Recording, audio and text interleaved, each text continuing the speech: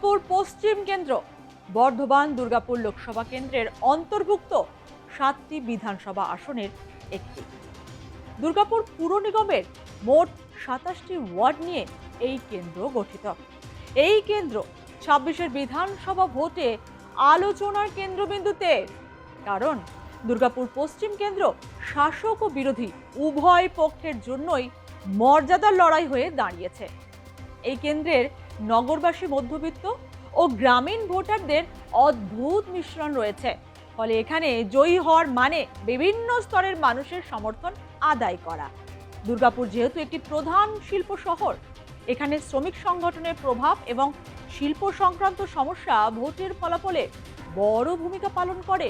শ্রমিকদের অসন্তোষ বা সমর্থনে সরাসরি নির্বাচনের মোড় ঘুরিয়ে দিতে পারে।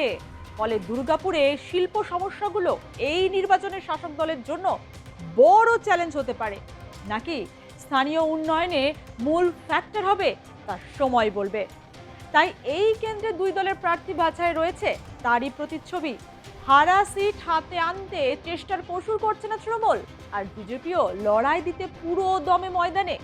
সংস্কৃতি বনাম অভিজ্ঞতার লড়াই। এই কেন্দ্রে বিংশ শতাব্দীর মাঝামাঝি ভারতের দ্বিতীয় পঞ্চবার্ষিকী পরিকল্পনার সময় দুর্গাপুর ইস্পাত কারখানা চালু হওয়ার পর দুর্গাপুর পরিচিতি পায় শিল্প নগরী হিসাবে। 1962 থেকে 1972 সাল পর্যন্ত দুর্গাপুর বিধানসভা আসনে মোট 5টি নির্বাচন হয়। 1977 থেকে 2006 পর্যন্ত এলাকা ভাগ হয় দুর্গাপুর 1 ও দুর্গাপুর 2 আসনে। 2011 সালে সীমানা পুনর্নির্ধারণের পর জন্ম নেয় দুর্গাপুর পশ্চিম কেন্দ্র ও দুর্গাপুর পূর্ব। 2011 সালে তৃণমূল প্রার্থী অপূর্ব মুখার্জি জয়লাভ করেন। 2016 সালে কংগ্রেসের বিশ্বনাথ পারিয়াল জেতেন। 2021 সালে বিজেপির লক্ষণ চন্দ্র ঘড়ুই এই আসনে জেতেন। সেই লক্ষণ চন্দ্র ঘড়ুই বিজেপির দ্বিতীয়বারের আস্থার প্রার্থী। অন্যদিকে বিজেপিকে বেগ দিতে তৃণমূল কংগ্রেস প্রার্থী হিসেবে সামনে এনেছেন এডিডি এর চেয়ারম্যান কবি দত্তকে, যিনি জনমানুষে বেশ জনপ্রিয় মানুষ এবং সংস্কৃতি মনস্ক। এডিডি এর চেয়ারম্যান থাকাকালীন দুর্গাপুরে চওড়া রাস্তা সৌন্দর্যনে তার কৃতিত্ব রয়েছে এবং 15 থেকে 20 বছরের মধ্যে দুর্গাপুরকে মেট্রো সিটি শহরে পরিণত করার স্বপ্ন দেখেন তিনি। তাই বিজেপির আস্থাভাজন প্রার্থী লক্ষণ ঘড়ুইয়ের যোগ্য প্রতিদ্বন্দ্বী হিসেবে কবি দত্ত সামনে এসেছে। দুই প্রার্থীর জীবিকা একই, ব্যবসায়ী। তাই ভোটের অঙ্কের হিসাব নিকাশে তারা দুজনই বেশ পারদর্শী। কবি দত্ত একাধারে সফল ব্যবসায়ী ও প্রাক্তন পুলিশ অফিসারের ছেলে, সংস্কৃতি মনস্কও বটে।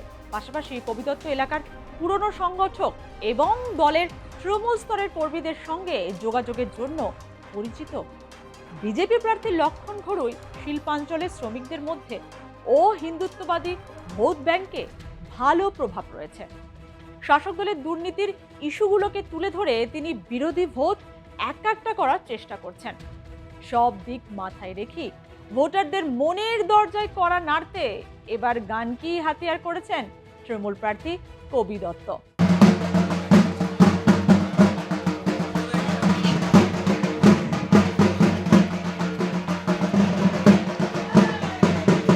তোমরা দেখতে পাচ্ছ নিজের চোখে একটা অভূতপূর্ব সাড়া। আমার খুব ভালো লাগছে, কারণ আমি তো ফার্স্ট টাইম, আমি তো সেই হিসাবে রাজনৈতিক ব্যক্তিত্ব নই, বাট সাধারণ লোক হিসাবে আজকে হঠাৎ করে এখানে এসে যা সারা মানুষের মধ্যে দেখছি, আমি তো উপরওয়ালার কাছে অনেক কৃতজ্ঞ, ভগবানের কাছে অনেক কৃতজ্ঞ যে এত ভালোবাসা পাচ্ছে মানুষের। আর বিজেপি প্রার্থী লক্ষণ ঘড়ুই মানুষের দরজায় পৌঁছাচ্ছেন কর্মসংস্থান আর নারী ক্ষমতা উন্নয়নে 15,000 টাকার প্রতিশ্রুতি নিয়ে। তাই এই আসন ধরে রাখতে বদ্ধপরিকর বিজেপি। তবে রাজনৈতিক বিশ্লেষকদের মতে লক্ষণ ঘড়ুইয়ের প্রধান চাপ হলো দলের আভ্যন্তরীণ সমীকরণ। বলার কিছু নেই। আগে বলেছি, তৃণমূল কংগ্রেস 17 সালে ভোটকে লুট করার পর থেকে দুর্গাপুরে মানুষ তৃণমূলকে প্রত্যাখ্যান করেছে। দুর্গাপুরে 4 বছর ভোট হয়নি, জল নেই, হাহাকার করছে, ডেঙ্গু হয়েছে, মানুষ মারা যাচ্ছে, তৃণমূল কংগ্রেস দেখা নেই, রাস্তায় নেই, জল নেই। দায় কার? এটা কী করছিলেন? নাটক করছেন এখন এটা চেয়ারম্যান। এই দায়িত্ব ছিল না জেলা ব্যবস্থা করা? কতবার চিঠি করেছি, জেলা ব্যবস্থা করেনি, আর নাটক করছে। সেই জন্যে তারা এখন কর্মীরা কেউ বেরোচ্ছে না, নেতারা কেউ বেরোচ্ছে না, মানুষ তৃণমূলকে প্রত্যাখ্যান করছে। তৃণমূল বনাম বিজেপির এই লড়াইয়ে পরিসংখ্যান বলছে লড়াইটা কঠিন। এই কেন্দ্রে তফসিলি ভোটার প্রায় 14.96%, মুসলিম ভোটার প্রায় 7.30%, তপশিলি উপজাতি 2.34%। লোকসভা ভোটের বিচারে কিছুটা এগিয়ে বিজেপি। 2014 সালে তৃণমূল বিজেপির থেকে 8,287 ভোটে এগিয়ে ছিল। 2019 সালে 44,511 ভোটে এগিয়ে যায় বিজেপি। 2024 সালে বিজেপি এগিয়ে 11,682 ভোটে। এই কেন্দ্রে তৃণমূলের প্রধান সমস্যা গোষ্ঠী কোন্দল। গোষ্ঠী কোন্দল কাঁটা উপড়ে ফেলতে তাই প্রার্থী নির্বাচনে বিশেষ নজর দিয়েছে তৃণমূল। অন্যদিকে বিজেপি পুরনো প্রার্থীতে আস্থা রেখেছে। তবে বিজেপির লক্ষণ ঘড়ুই ও তৃণমূলের কবি দত্তের লড়াইয়ে অনেকটাই পিছিয়ে বাম, কংগ্রেস সহ অন্যান্যরা। এই কেন্দ্রে নিজেদের ক্ষয় রুখতে সিপিএম এবার বদল এনেছে মানসিকতায়। ভূমিপুত্র তত্ত্বে জোর দিয়েছে প্রার্থী বাছাই। দুর্গাপুর পশ্চিমে সিপিএম প্রার্থী প্রভাস সাঁই। এখন দেখার তৃণমূল বিজেপির লড়াইয়ে তিনি কতটা নিজের দিকে ভোট টানতে পারেন।